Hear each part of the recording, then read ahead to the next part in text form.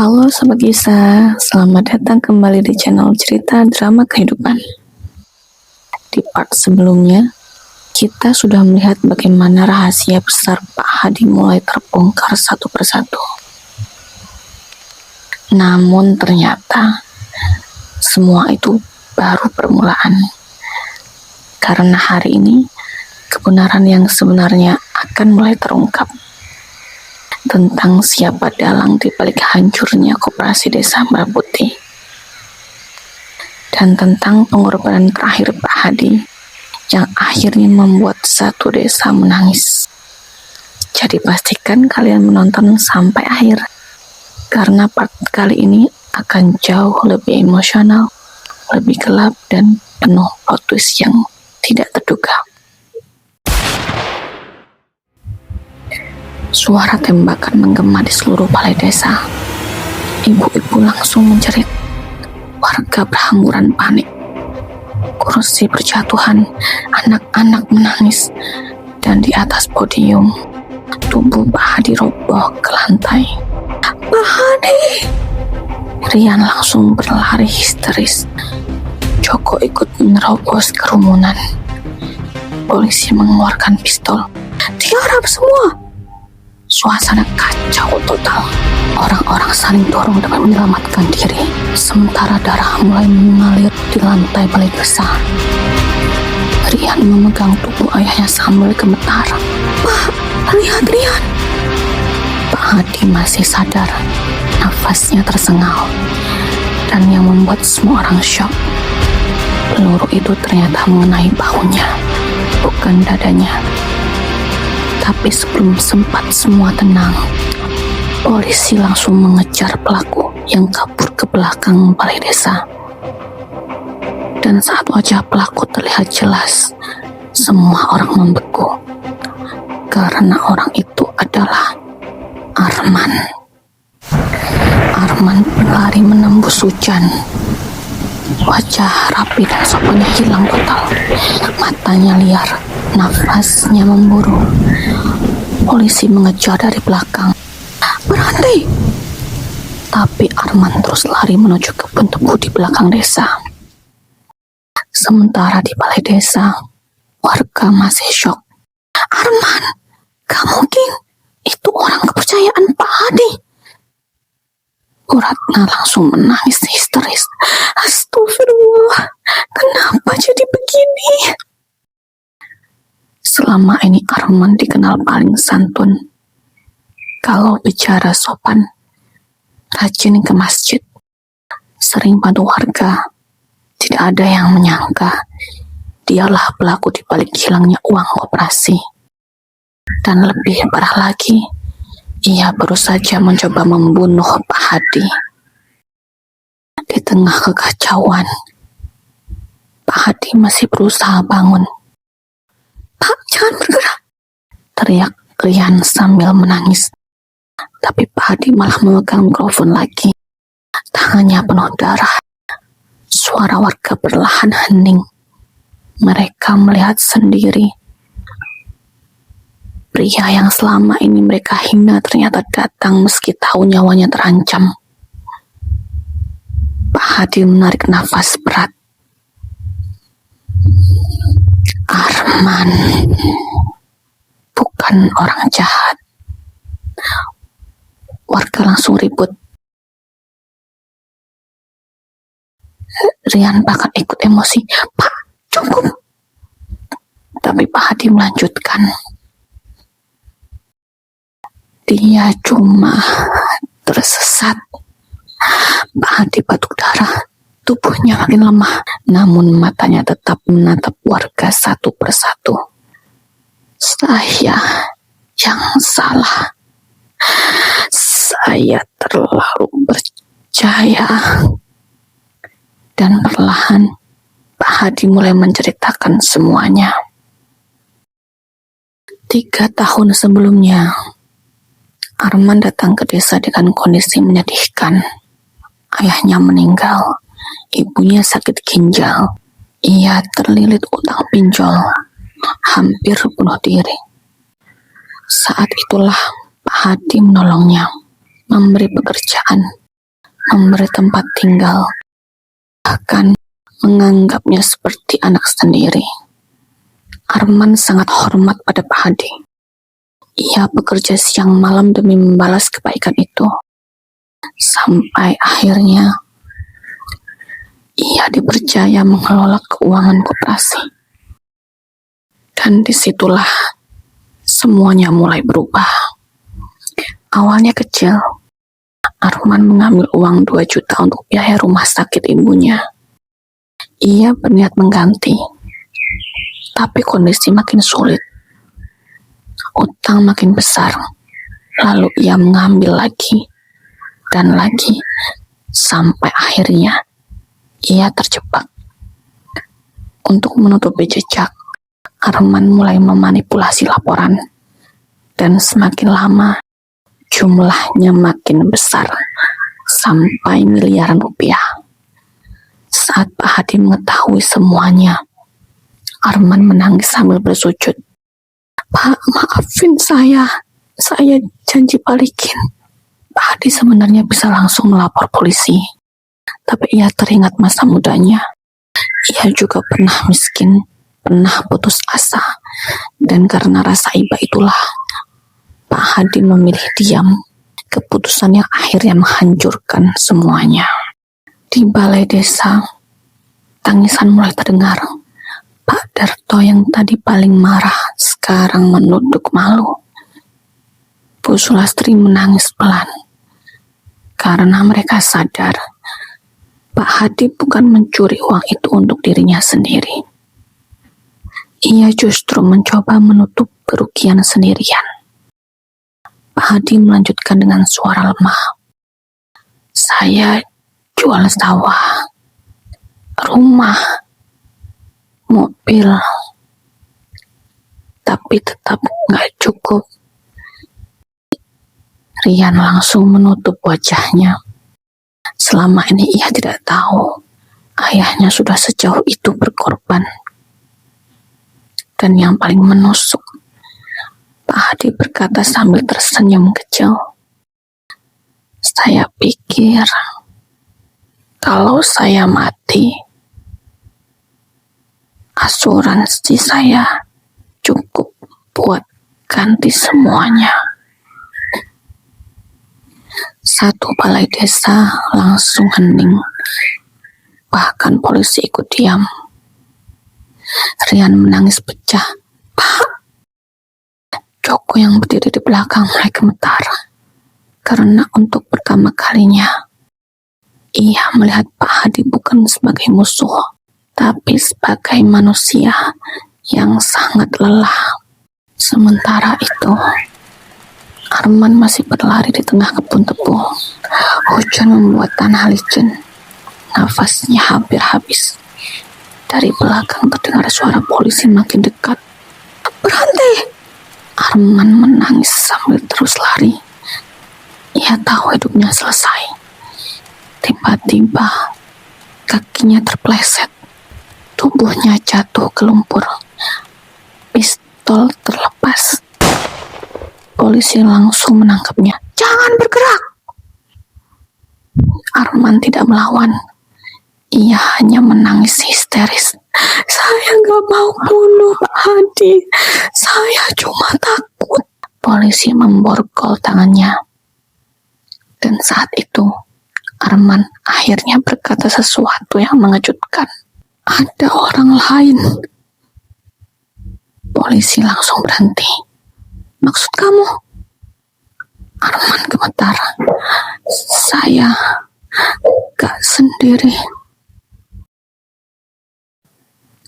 Di balai desa, Pak Hadi hampir pingsan saat polisi membawa Arman masuk.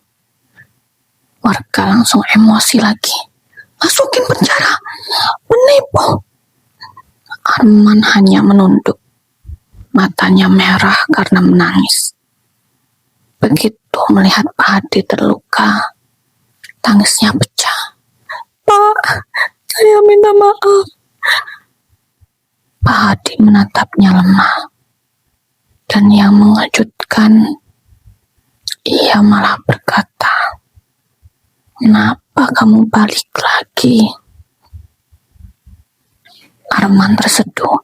Karena saya nggak kuat. Polisi langsung bertanya tegas. Siapa orang lain yang kamu maksud? Arman diam beberapa detik. Wajahnya ketakutan. Lalu perlahan ia menunjuk seseorang di antara kerumunan warga. Semua orang menoleh. Dan seketika suasana berubah dingin. Karena orang yang ditunjuk Arman adalah Kepala Desa Pak Lurah Wiryo. Warga langsung gempar. Pak Lurah, gak mungkin. Pak Lurah langsung pucat. Arman, jangan ngaco. Tapi Arman berteriak sambil menangis.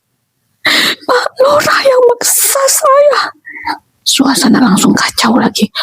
Polisi segera mengamankan Pak Lurah. Sementara warga syok bukan main.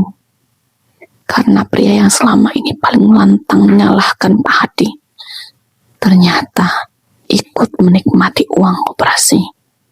Pak Lurah Wiryo dikenal sangat dekat dengan warga.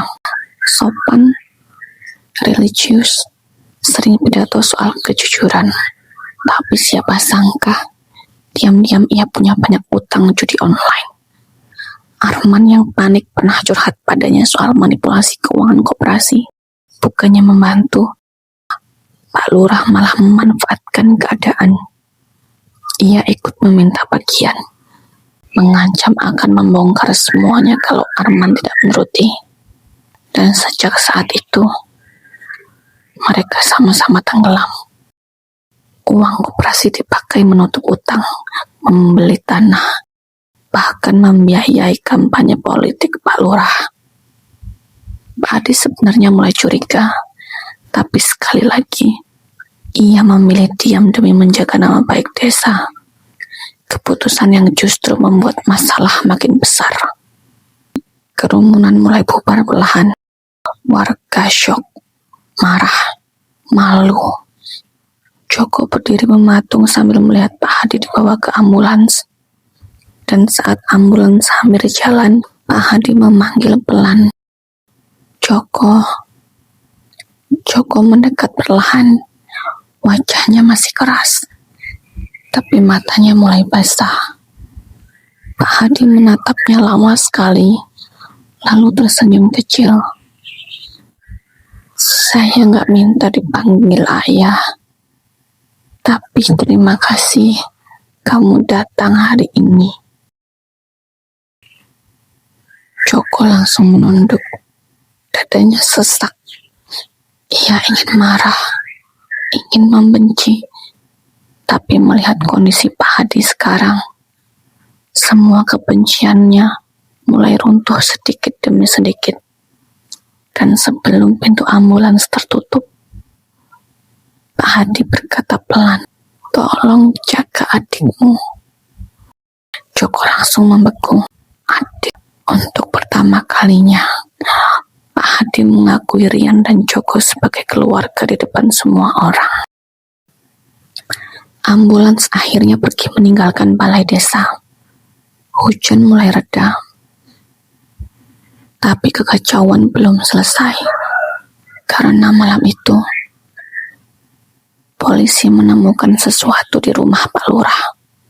Sebuah brankas besar. Dan di dalamnya ada dokumen lama tentang kematian Ningsih. Salah satu polisi membuka map itu perlahan. Lalu wajahnya langsung berubah tegang. Karena ternyata kasus kematian Ningsih dulu bukan kecelakaan biasa. Ada laporan saksi yang sengaja disembunyikan.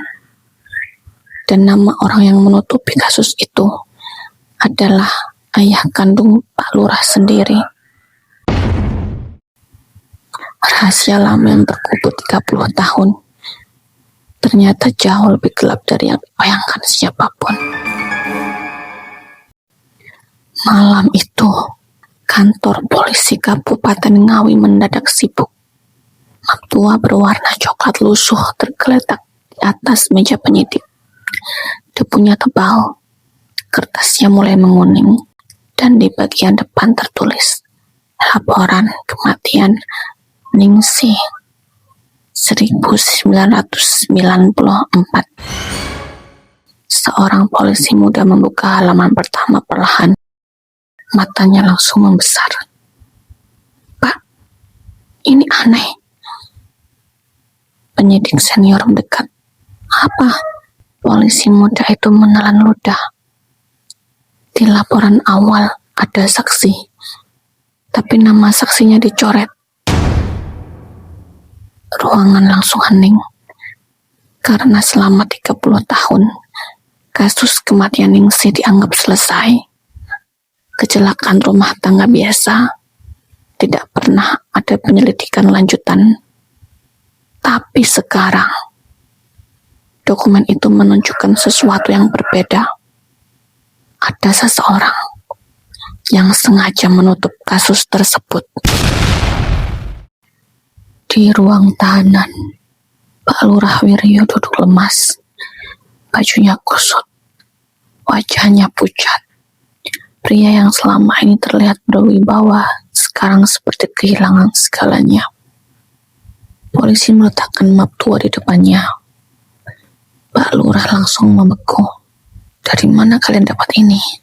"Jawab pertanyaan kami." Penyidik menatap tajam. "Kenapa ayah Anda menyembunyikan laporan kematian Ningsih?" Pak Lurah menutup mata. Tangannya gemetar. Karena nama ayahnya adalah mantan kepala desa paling dihormati di Sumber Jigi. Pria yang selama ini dianggap tokoh bijak. Dan malam itu, untuk pertama kalinya, Pak Lurah membuka rahasia keluarga mereka. 30 tahun lalu, saat Ningsih meninggal, desa sebenarnya sempat gempar. Beberapa tetangga mendengar teriakan malam itu. Bahkan ada yang melihat Hadi berlari sambil menangis membawa tubuh Ningsih. Tapi sebelum polisi datang, ayah Pak Lurah bergerak cepat. Karena Surono adalah sahabat dekatnya. Kalau kasus itu terbongkar, nama baik keluarga besar mereka hancur. Maka dibuatlah cerita bahwa Ningsih terpeleset sendiri, bahwa tidak ada pertengkaran, bahwa semuanya kecelakaan. Saksi-saksi ditekan untuk diam. Beberapa diberi uang, beberapa diancam. Dan Hadi, yang saat itu syok berat, memilih pergi dari desa. Karena ia sendiri merasa bersalah. Sejak malam itu, kebohongan menjadi pondasi kehidupan mereka semua. Penyidik membuka halaman terakhir dokumen. Dan ada satu surat kecil terselip di sana. Tulisan tangan. Tinta mulai pudar. Polisi membacanya perlahan. "Kalau suatu hari kebenaran terbongkar, tolong lindungi anak itu." Semua langsung saling pandang. "Anak." Pak Lurah langsung menangis. "Bapak saya takut kalau Joko tahu semuanya."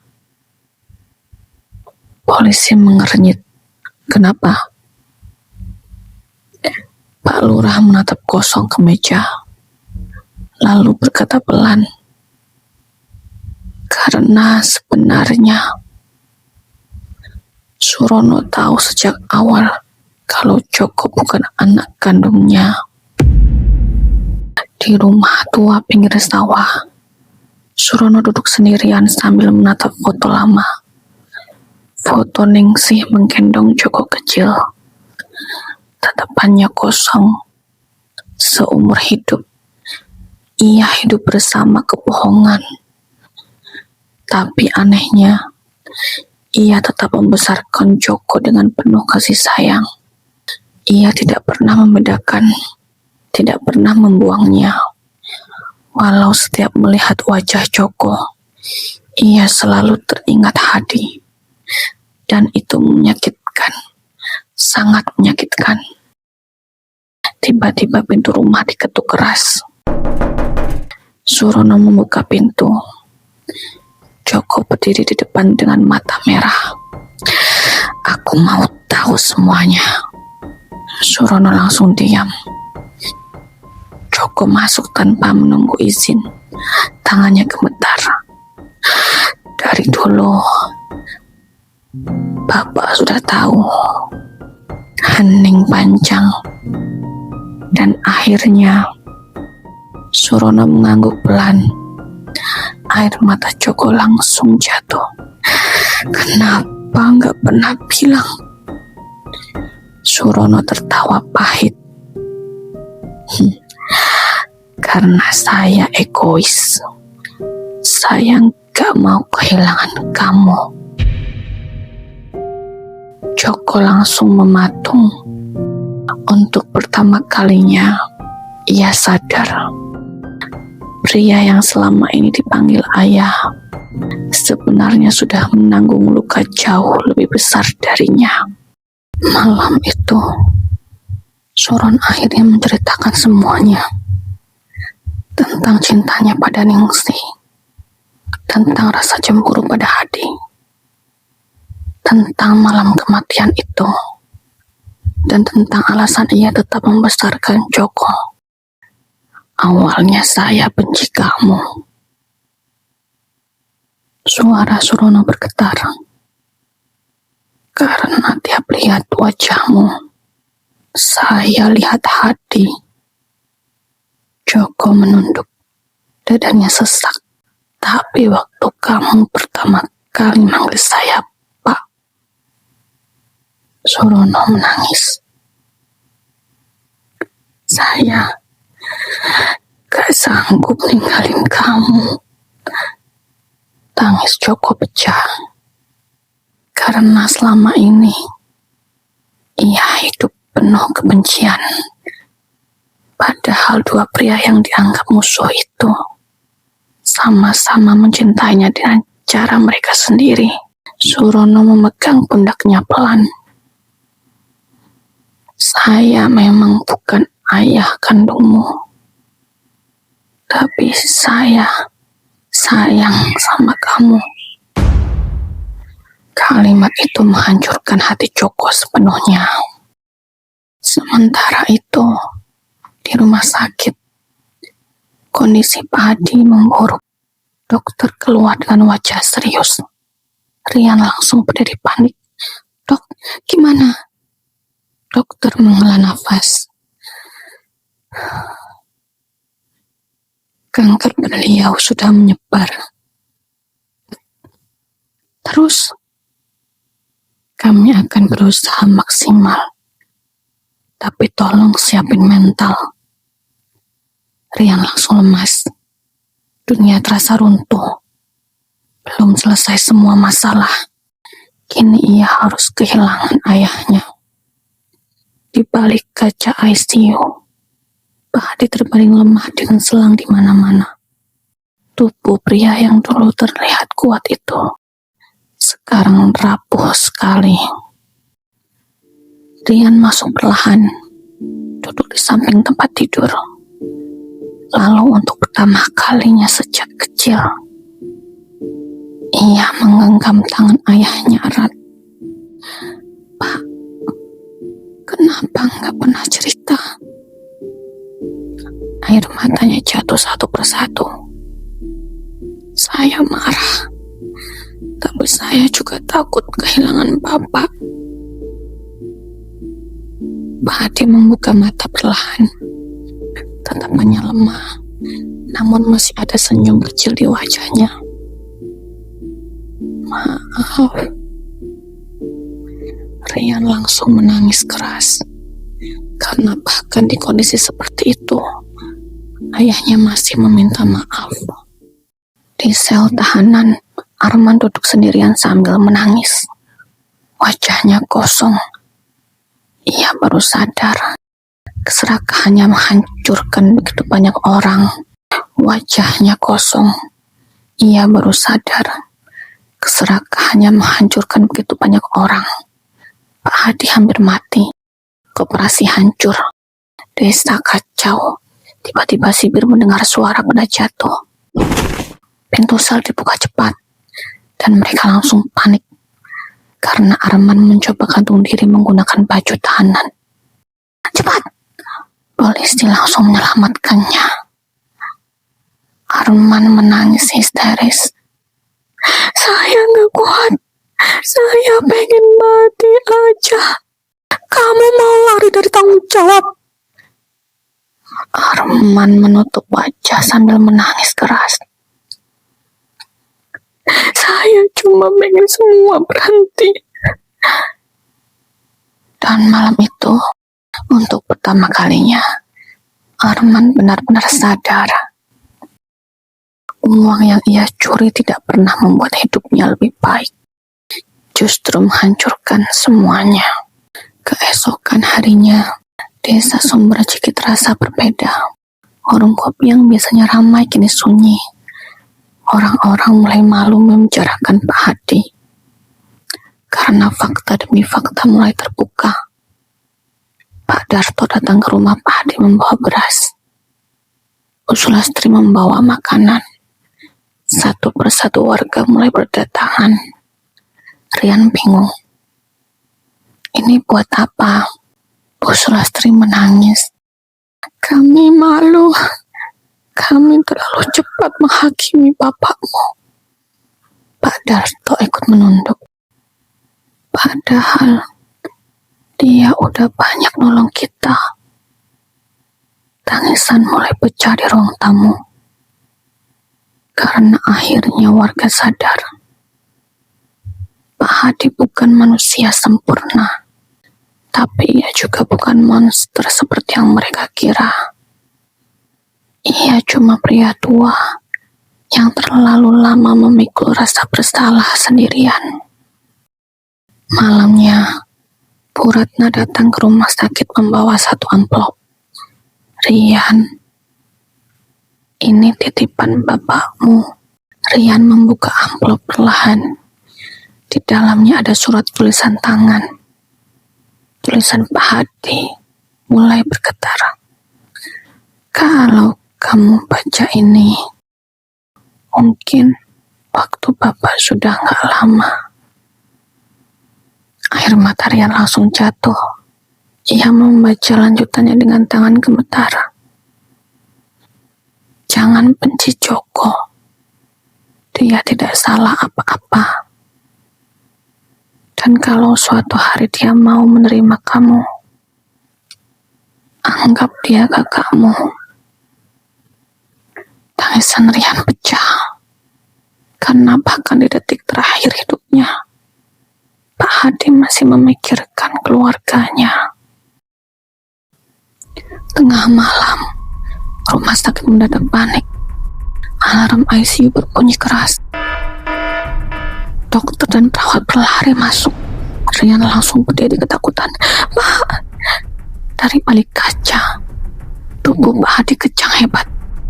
Dokter mencoba melakukan CPR. Cepat! Nadi menurun! Rian mulai histeris. Oh, jangan tinggalin saya!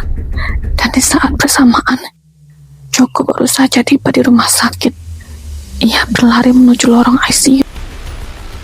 Nafasnya memburu, matanya penuh air mata. Karena untuk pertama kalinya dalam hidupnya, ia takut kehilangan pria yang paling ia benci. Suara alarm ICU masih berbunyi nyaring. Dokter berusaha menyelamatkan Pak Hadi. Perawat mondar-mandir panik. Sementara di luar ruangan, Rian tertunduk lemas sambil menangis. Pak, jangan tinggalin saya. Tangannya gemetar hebat. Dadanya sesak. Seumur hidup, ia jarang dekat dengan ayahnya. Jarang ngobrol. Jarang bercanda. Tapi malam itu, Rian sadar satu hal. Ia belum siap kehilangan Pak Hadi. Dan di ujung lorong rumah sakit, Joko berdiri mematung. Nafasnya memburu. Wajahnya penuh hujan dan air mata. Ia melihat tubuh Pak Hadi dari balik kaca ICU. lemah, rapuh, jauh berbeda dari pria yang dulu ia benci. Dan untuk pertama kalinya, hatinya benar-benar hancur. Dokter keluar beberapa menit kemudian. Wajahnya serius. Siapa keluarga pasien? Rian langsung berdiri. Saya anaknya. Dokter menghela nafas panjang. Kondisinya sangat kritis. Kanker beliau sudah menyebar ke banyak organ. Dan tadi beliau mengalami gagal nafas sementara. Rian mulai menangis lagi. Masih bisa sembuh kan, Dok? Dokter diam beberapa detik, lalu pelan berkata, kita cuma bisa berusaha. Kalimat itu terasa seperti palu menghantam dada, karena semua orang tahu artinya. Harapan Pak Hadi sangat kecil. Joko menunduk. Tangannya mengepal kuat. Ia ingin masuk, ingin bicara, tapi lidahnya terasa keluh. Setelah semua kebencian, semua dendam, bagaimana caranya memanggil pria itu sebagai ayah? Beberapa jam kemudian, Pak Hadi akhirnya sadar. Matanya membuka perlahan, pandangannya kabur, nafasnya berat. Rian langsung mendekat sambil menangis. Pak Hadi tersenyum kecil, sangat kecil. Rian, Bapak jangan ngomong dulu. Pak Hadi menggeleng pelan, lalu matanya mencari seseorang. Rian tahu siapa. Ia menoleh ke belakang. Joko masih berdiri diam di pintu. Ragu melangkah masuk. Pak Hadi mengangkat tangan lemahnya sedikit, seolah memanggil. Joko menelan ludah. Kakinya terasa berat. Tapi akhirnya ia masuk perlahan. Ruangan langsung hening. Hanya suara alat medis yang terdengar. Pak Hadi memandang Joko lama sekali. Tatapannya penuh rasa bersalah, penuh rindu, penuh penyesalan. Dan pelan, ia berkata, maaf. Joko langsung memalingkan wajah karena air matanya mulai jatuh. Hening beberapa detik. Lalu Joko akhirnya bicara. Suara pria besar itu bergetar. Kenapa baru sekarang? Pak Hadi menutup mata. Air mata keluar dari sudut matanya. Karena saya pengecut. Joko tertawa kecil, tapi tawanya penuh luka. Tahu nggak? Seumur hidup saya benci sama Bapak. Rian langsung menoleh. Joko melanjutkan sambil menangis. Saya pikir Bapak orang munafik, sok jadi penyelamat, padahal nyakitin ibu saya. Pak Hadi hanya diam mendengarkan, karena semua itu memang pantas ia terima. Tapi sekarang suara Joko mulai pecah. Saya nggak tahu harus benci siapa lagi. Ruangan jadi semakin sunyi. Dan akhirnya dengan suara sangat pelan, Joko mengucapkan kata yang paling sulit dalam hidupnya. Pak Hadi langsung menangis. Tangannya gemetar hebat. Karena selama puluhan tahun, ia menunggu satu panggilan itu. Rian berdiri di sudut ruangan sambil menahan tangis. Melihat Joko dan Pak Hadi seperti itu membuat dadanya campur aduk. Aneh, canggung, tapi juga hangat. Karena sekarang ia sadar dirinya tidak sendirian lagi. Pak Hadi memegang tangan Joko dan Rian bersamaan. Lemah tapi erat. Bapak gak minta kalian langsung akur. Tapi jangan saling benci. Tangis Rian pecah lagi. Bapak jangan ngomong kayak gitu. Pak Hadi tersenyum kecil. Manusia itu hidupnya sebentar. Jangan habisin waktu buat dendam. Kalimat itu membuat semua diam.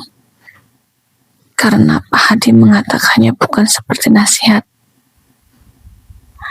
tapi seperti penyesalan terbesar dalam hidupnya. Sementara itu, di kantor polisi, Arman akhirnya memutuskan bicara semuanya. Ia duduk dengan wajah pucat, tangan diborgol. Penyidik menatap tajam. Jelaskan dari awal. Arman menarik nafas panjang, lalu mulai mengaku tentang uang korupsi, tentang Pak Lurah, tentang manipulasi laporan, dan satu fakta baru yang mengejutkan muncul. Pak Lurah bukan cuma ikut nikmatin uang, dia juga sengaja bikin warga benci Pak Hadi. Penyidik langsung fokus. Maksud kamu? Arman menunduk. Pak Lurah takut Pak Hadi maju jadi calon bupati. Ternyata semua fitnah yang menyebar cepat di desa bukan kebetulan. Pak Lurah sengaja memprovokasi warga, menyebarkan isu bahwa Pak Hadi mau kabur, memancing kemarahan warga, agar semua kesalahan tertutup oleh kebencian massa. Dan Arman menjadi alatnya. Keesokan paginya, berita tentang keterlibatan Pak Lurah langsung menyebar. Warga marah besar. Rumah Pak Lurah dilempari telur. Spanduk jabatannya dicopot. Orang-orang yang dulu memuji sekarang menghina. Menipu, malu-maluin desa. Istri Pak Lurah menangis histeris. Anaknya tidak berani keluar rumah. Dan untuk pertama kalinya, Pak Lurah merasakan bagaimana rasanya dihakimi banyak orang. Persis seperti yang dialami Pak Hadi. Bedanya, Pak Hadi memilih diam. Sementara Pak Lurah mulai kehilangan akal. Malam harinya, kondisi Pak Hadi sedikit stabil. Ia meminta semua keluar dari ruangan, kecuali Joko. Joko duduk canggung di samping tempat tidur. Pak Hadi menatapnya lama, lalu berkata pelan, ada satu hal yang belum pernah Bapak lakuin buat kamu. Joko diam. Pak Hadi mengambil sesuatu dari bawah bantal. Sebuah kotak kayu kecil. Ini punya ibumu. Joko membuka perlahan. Di dalamnya ada gelang sederhana dan surat lama. Tulisan tangan Ningsih. Joko mulai membaca, dan air matanya langsung jatuh. Kalau suatu hari anakku baca surat ini, ibu cuma mau kamu tahu, kamu lahir dari cinta. Tangisan Joko pecah seketika. Selama ini, ia tumbuh dengan kebencian, dengan rasa malu, dengan pertanyaan tentang dirinya sendiri. Tapi surat itu mengubah semuanya. Pak Hadi memandang Joko sambil tersenyum lemah. Ibumu orang baik. Saya yang merusak hidupnya. menggeleng sambil menangis. Jangan ngomong gitu. Pak Hadi menatap langit-langit kamar. Kalau bisa ngulang hidup, saya pengen jadi orang yang lebih berani. Joko menggenggam tangan pria tua itu erat. Dan untuk pertama kalinya, ia berkata tanpa ragu, Pak, saya gak benci lagi. Pak Hadi langsung menutup mata sambil menangis. Kalimat sederhana itu akhirnya memberi sedikit kedamaian dalam hidupnya. Tengah malam, saat semua mulai tenang, HP Rian tiba-tiba berdering. Nomor tidak dikenal. Halo? Suara di ujung telepon terdengar panik. Mas Rian? Iya, siapa? Saya perawat di rumah sakit. Rian langsung berdiri. Kenapa? Perawat itu menangis. Pak Hadi hilang. Apa? Kamar ICU kosong. Rian langsung pucat. Joko yang mendengar langsung ikut berdiri. Dan di meja kamar rumah sakit, Pak Hadi meninggalkan satu surat pendek. Tolong jangan cari saya. Saya harus menyelesaikan satu dosa terakhir. Lorong rumah sakit mendadak kacau. Rian berlari menuju kamar ICU dengan nafas memburu. Pak, pintu kamar terbuka, kosong, selang infus terlepas, monitor jantung masih menyala, tapi Pak Hadi sudah tidak ada. Joko ikut masuk sambil panik. Gimana bisa pasien sekritis itu hilang? Perawat menangis ketakutan. Kami cuma tinggal sebentar. Rian mengambil surat di meja dengan tangan gemetar. Tulisan tangan Pak Hadi terlihat makin tidak stabil. Tolong jangan cari saya. Saya harus menyelesaikan satu dosa terakhir. Joko langsung mengepalkan tangan. Maksudnya apa? Dan malam itu tidak ada yang tahu. Pak Hadi sebenarnya sedang menuju tempat yang paling ia takuti selama 30 tahun. Mobil pick-up tua melaju pelan melewati jalan gelap desa. Pak Hadi duduk sendirian di belakang kemudi. Nafasnya berat. Sesekali ia batuk darah ke sapu tangan. Hujan rintik mulai turun. Lampu mobil menerangi jalan sawah yang sepi. Tatapannya kosong. Tapi di dalam kepalanya, semua kenangan datang bersamaan. Wajah Ningsih, tangisan Joko kecil, Rian waktu masih bayi, dan suara warga yang dulu memujinya. Semua bercampur jadi satu. Pak Hadi tersenyum pahit. Hidup lucu ya. Ia memegang dadanya yang sakit. Tubuhnya makin lemah. Tapi malam itu, ia sudah memutuskan sesuatu. Sesuatu yang mungkin akan mengubah hidup semua orang. Sementara itu, Rian dan Joko mulai mencari kemana-mana. Rumah kosong, kantor koperasi, gudang lama, semua diperiksa. Tidak ada, sampai akhirnya Bu Ratna tiba-tiba teringat sesuatu. Wajahnya langsung pucat. Ya Allah. Rian menoleh cepat. Ada apa, Bu? Bu Ratna gemetar. Mungkin Pak Hadi ke sana. Kemana? Ratna menelan ludah. Ke rumah Bu Sari. Joko langsung mengernyit. Siapa Bu Sari? Tapi ekspresi Rian berubah bingung. Karena nama itu asing baginya. Padahal ia anak kandung Pak Hadi.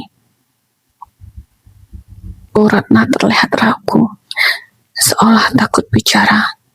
Tapi akhirnya ia membuka rahasia lain yang selama ini disembunyikan. Bu Sari, mantan istri Pak Hadi. Petir menyambar. Rian membeku. Apa? 13 tahun lalu, saat Pak Hadi mulai sukses di Surabaya, ia menikah dengan seorang perempuan bernama Sari. Perempuan sederhana yang bekerja di toko sembako, baik, sabar, dan sangat mencintai Pak Hadi. Dari pernikahan itu, lahirlah Rian. Awalnya hidup mereka bahagia. Sampai suatu malam, Sari menemukan sesuatu di lemari suaminya. Foto Ningsih, puluhan surat lama, dan fakta bahwa Pak Hadi diam-diam rutin mengirim uang ke desa Sumber Rezeki. Sari mulai curiga. Awalnya Pak Hadi berbohong, tapi akhirnya ia mengaku tentang Ningsih, tentang Joko, tentang rasa bersalah yang tidak pernah hilang. Dan sejak saat itu, rumah tangga mereka perlahan hancur. Sari merasa hidup bersama bayangan perempuan lain. Pak Hadi makin sibuk mengurus desa, lebih sering pulang kampung daripada bersama keluarga. Sampai akhirnya, mereka bercerai diam-diam. Rian yang waktu itu masih kecil tidak pernah tahu kenyataan sebenarnya. Ia hanya diberitahu ibunya, bapak sibuk kerja.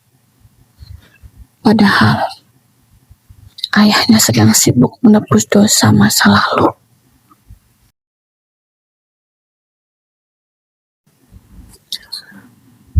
Rian tertunduk lemas di rumah sakit. Jadi, selama ini bapak bohong lagi. Bu Ratna menangis pelan. Pak Hadi cuma gak mau kamu benci sama beliau. Tapi saya udah keburu benci sekarang. Rian memukul kursi keras.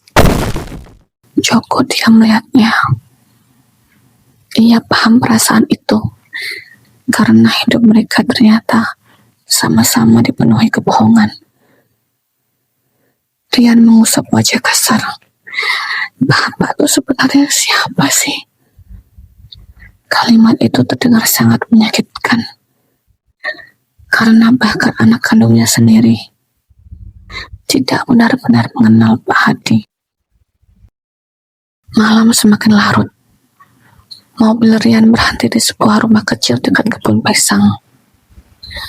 Lampunya redup. Halamannya sederhana. Bu Ratna menunjuk pelan. Di situ, Joko mengetuk pintu cepat. Seorang perempuan parubaya membuka pintu perlahan.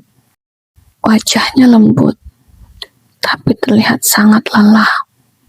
Saat melihat Rian, matanya langsung berkaca-kaca. Rian membeku. Bu. Untuk pertama kalinya setelah bertahun-tahun, ia bertemu ibunya lagi. Hubungan mereka memang renggang sejak perceraian. Karena Rian memilih tinggal bersama Pak Hadi. Sari menunduk sedih. Bapakmu ada di belakang. Rian dan Joko langsung masuk. Dan di ruang belakang rumah kecil itu, Pak Hadi sedang duduk lemah sambil menatap hujan. Pak Hadi perlahan menoleh. Wajahnya pucat, matanya sembab. Saat melihat Rian, ia tersenyum kecil. Kalian nemuin juga. Rian langsung emosi. Bapak ngapain kabur? Pak Hadi diam. Semua orang nyariin Bapak. Tahu nggak saya takut? Pak Hadi menunduk. Maaf. Rian tertawa pahit. Lagi-lagi maaf. Tangisnya pecah. Dari kecil saya cuma dikasih bohong. Sekarang saya baru tahu keluarga kita hancur gara-gara masa lalu Bapak. Ruangan langsung sunyi. Sari ikut menangis di dapur. Joko berdiri kaku. Pak Hadi menerima semua itu tanpa membela diri. Karena memang tidak ada pembelaan yang cukup. Setelah suasana sedikit tenang, Pak Hadi akhirnya bicara. Saya datang ke sini karena ada yang harus saya selesaikan. Sari menunduk, tatapannya penuh luka lama. Pak Hadi memandang mantan istrinya lama sekali, lalu berkata lirih, "Maafin aku." Sari tersenyum kecil sambil menangis. "Mas Hadi, saya sudah capek marah." Ruangan mendadak terasa berat karena cinta mereka sebenarnya belum benar-benar hilang. Hanya tertimbun luka dan penyesalan. Pak Hadi mengeluarkan map kecil dari tasnya, lalu menyerahkannya ke Sari. "Apa ini?" "Surat rumah." Sari bingung. Pak Hadi tersenyum lemah. "Rumah Surabaya saya pindahin atas nama kamu." Rian langsung syok. "Pak." Pak Hadi melanjutkan, "Sisa tabungan juga buat kalian." Rian mulai panik. "Bapak ngomong kayak mau pergi." Pak Hadi diam, dan diamnya jauh lebih menakutkan daripada jawaban apapun.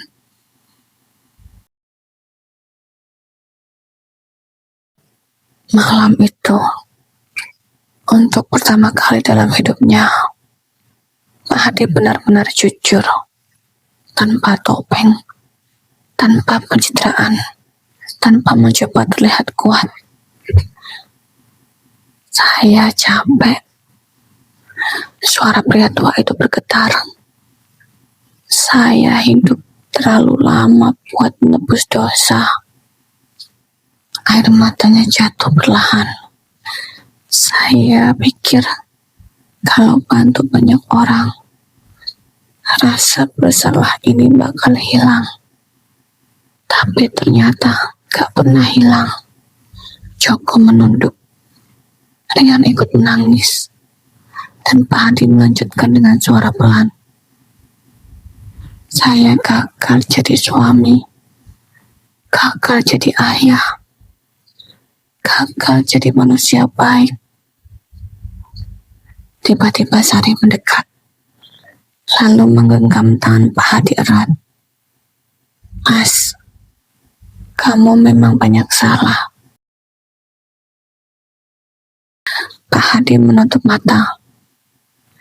"Tapi kamu juga banyak nyelamatin hidup orang."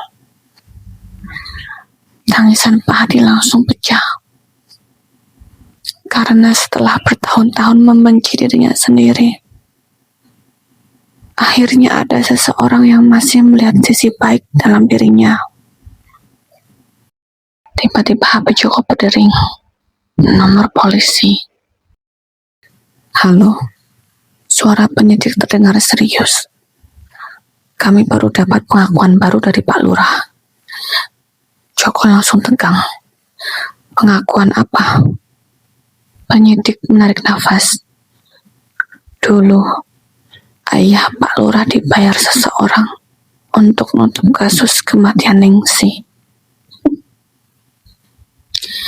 Joko langsung membeku. "Dibayar siapa?" Dan jawaban berikut yang membuat seluruh ruangan sunyi. "Orang tua Pak Hadi." Petir menyambar keras. Pak Hadi langsung pucat. Rian menoleh tidak percaya. Joko perlahan menurunkan HP. Karena artinya keluarga Pak Hadi juga ikut terlibat dalam kebohongan besar itu. Pak Hadi gemetar hebat. "Enggak, itu enggak mungkin." Tapi tiba-tiba ia teringat sesuatu. Malam setelah kematian Ningsih, ayahnya memang pernah berkata kamu pergi dari desa sekarang. Biar bapak yang urus semuanya. Selama ini, Pak Hadi mengira ayahnya cuma ingin melindunginya. Tapi sekarang, ia sadar mungkin ada kebenaran yang lebih gelap. Dan sebelum siapapun sempat bicara lagi, Pak Hadi mendadak batuk darah hebat. Tubuhnya roboh dari kursi. Pak, Rian dan Joko langsung menangkap tubuhnya. Nafas Pak Hadi tersengal sangat berat. Lalu dengan suara hampir tak terdengar, ia berkata, ada satu orang lagi yang belum kalian tahu. Dan nama yang akan disebut Pak Hadi akan mengubah seluruh cerita hidup mereka. Hujan kembali turun malam itu. Angin dingin masuk dari celah jendela rumah kecil Pusari. Sementara di ruang tengah, tubuh Pak Hadi terbaring lemah di sofa. Nafasnya berat, batuk darah mulai semakin sering. Rian memegang tangan ayahnya sambil gemetar. Pak, jangan ngomong dulu. Tapi Pak Hadi menggeleng pelan. Matanya menatap Joko, lalu menatap Sari. Dan akhirnya, ia berkata dengan suara nyaris hilang. Ada satu orang lagi yang harus tahu semuanya. Ruangan langsung hening. Joko menelan ludah. Siapa? Pak Hadi memejamkan mata beberapa detik. Lalu perlahan menjawab. Anak perempuan saya. Petir menyambar. Ria langsung membeku. Sari menutup mulutnya syok. Anak perempuan. Pak Hadi menangis. Iya. Dan selama ini dia hidup sendirian. 30 tahun lalu, beberapa bulan setelah kematian Ningsih, Hadi muda sempat kembali diam-diam ke desa. Saat itu ia berniat menyerahkan diri ke polisi. Ia tidak kuat hidup dengan rasa bersalah. Namun malam itu, ia bertemu seorang perempuan bernama Lastri, sahabat dekat Ningsih. Lastri memberinya sebuah bayi kecil. Ini anak Ningsih. Hadi langsung syok. Karena selama ini ia hanya tahu tentang Joko. Ternyata Ningsih pernah melahirkan seorang bayi perempuan beberapa bulan sebelum meninggal. Bayi itu lahir prematur dan disembunyikan keluarga karena takut jadi aib. Dan karena kondisi desa waktu itu kacau, bayi tersebut akhirnya dititipkan ke panti asuhan di kota. Pak Hadi langsung menangis malam itu. Ia ingin membawa bayi itu, tapi ayahnya melarang. Kamu udah bikin cukup banyak masalah. Jangan hancurin hidup anak itu juga. Karena tekanan dan rasa takut, Hadi menyerah. Namun sejak hari itu, ia diam-diam terus mencari keberadaan anak perempuannya. Tanpa hasil. Dan itu menjadi penyesalan terbesar kedua dalam hidupnya. Jadi, kami punya saudara perempuan. Suara Rian gemetar. Pak Hadi mengangguk pelan sambil menangis. Joko langsung tertunduk lemas. Hidup mereka terasa seperti kebohongan tanpa ujung. Pak Hadi mengeluarkan dompet tua dari sakunya. Di dalamnya ada foto seorang perempuan muda memakai seragam perawat. Cantik, senyumnya mirip Ningsih. Namanya Alia. Saya baru nemuin dia 2 tahun lalu. Apa? Pak Hadi tersenyum lemah. Tapi dia nggak tahu siapa saya. Rian bingung. Kenapa nggak bilang? Pak Hadi menatap kosong. Karena saya takut terlalu banyak hidup yang saya rusak. Alia hidup di Surabaya sejak kecil. Ia dibesarkan di panti asuhan. Tidak pernah tahu siapa orang tuanya. Hidupnya keras. Tapi ia tumbuh jadi perempuan baik. Ia bekerja sebagai perawat di rumah sakit kecil. Dan tanpa Alia sadari, selama bertahun-tahun, ada seorang pria tua yang diam-diam memperhatikan hidupnya dari jauh. Pak Hadi. Ia sering datang ke rumah sakit pura-pura jadi pasien. Kadang hanya duduk melihat Alia bekerja. Kadang menitip uang ke panti asuhan tanpa nama. Tapi tidak pernah berani mengaku. Karena ia merasa tidak pantas menjadi ayah. Tangan Pak Hadi mulai gemetar hebat. Ia menyerahkan secari kertas ke Rian. Nomor telepon Alia. Tolong bawa dia ke sini. Rian langsung mengangguk sambil menangis. Joko segera menelpon. Nada sambung terasa sangat lama. Sampai akhirnya suara perempuan terdengar dari seberang. Halo? Joko menelan ludah. Maaf, apa benar ini Alia? Iya, saya keluarga Pak Hadi. Hening sesaat. Lalu Alia menjawab pelan. Pak Hadi sakit ya? Semua langsung syok. Joko mengernyit. Kamu kenal Pak Hadi? Alia tertawa kecil di ujung telepon. Alia sering datang ke rumah sakit. Orangnya baik. Air mata Pak Hadi langsung jatuh. Karena bahkan tanpa tahu hubungan darah mereka, Alia masih melihat dirinya sebagai orang baik. Beberapa jam kemudian, Alia tiba di rumah Bu Sari. Begitu masuk, ia langsung bingung melihat semua orang menangis. Dan saat matanya bertemu Pak Hadi, perasaannya mendadak aneh.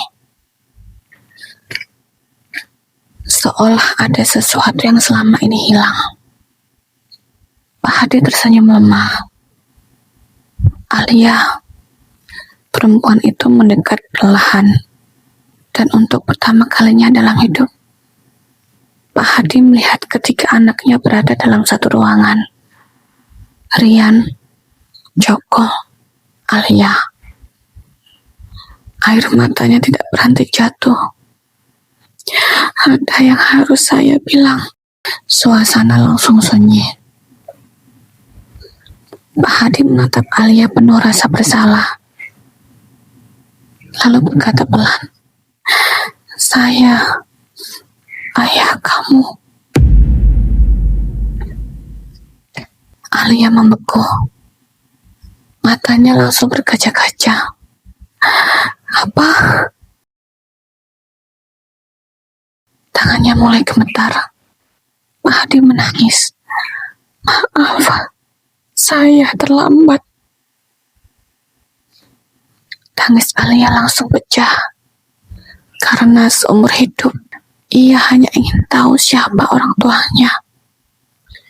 Dan malam itu, jawabannya datang di saat yang paling menyakitkan. Malam semakin larut. Tangisan memenuhi rumah kecil itu. Tidak ada lagi rahasia. Tidak ada lagi kebohongan. Hanya sisa-sisa luka dari masa lalu. Pak Hadi memandang ketika anaknya bergantian. Apa gak minta kalian ngerti? Tapi jangan ulangi kesalahan Bapak. Rian menggenggam tangan ayahnya erat. Joko menunduk sambil menangis diam-diam. Sementara Alia masih syok. Pak Hadi lalu memandang Surono yang berdiri di pintu sejak tadi. Terima kasih.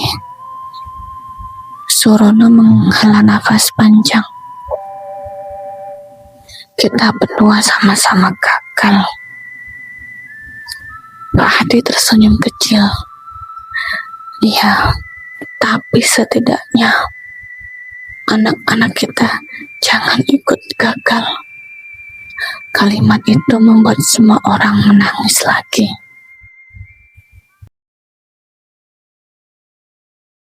Menjelang subuh, kondisi Pak Hadi semakin lemah.